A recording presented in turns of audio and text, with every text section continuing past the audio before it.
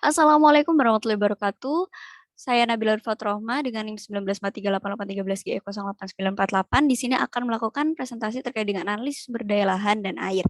Oke, langsung saja. Apa sih sebenarnya analisis sumber daya lahan dan air atau disebut dengan ASLA? Sebenarnya keduanya itu sama, merupakan penilaian sumber daya satu lahan ataupun air ya.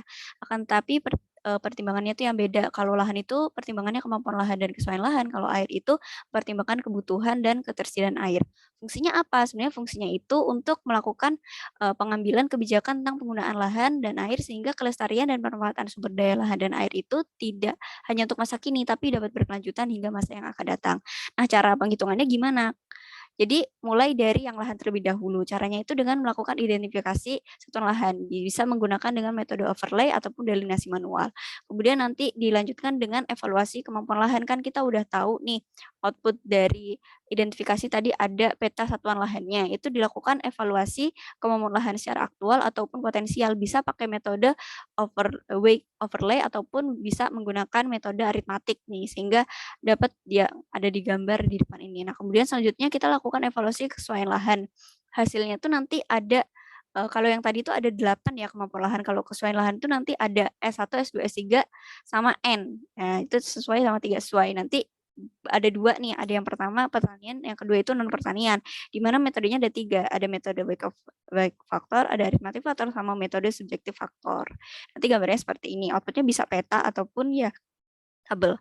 Kemudian selanjutnya kita melakukan analisis ketimpangan ataupun dari analisis ketimpangan ini nanti akan menghasilkan tujuan utamanya ya dalam melakukan analisis sumber daya lahan itu adalah arahan penggunaan lahan seperti yang ada di contoh di samping ini. Nah, selanjutnya kita melakukan bagaimana cara analisis sumber daya air. Yang pertama kita melakukan perhitungan ketersediaan air meteorologis dan permukaan sama-sama menggunakan neraca air dari metode Thornwright. Nanti hasilnya kayak gini. Kalau yang permukaan air itu nanti dari nilai DRO-nya. Nah, kemudian ketersediaan air itu didasarkan pada SNI yang udah ada. Pakai imbuhan RC ini tadi sehingga kita nanti dapat ketersediaan airnya.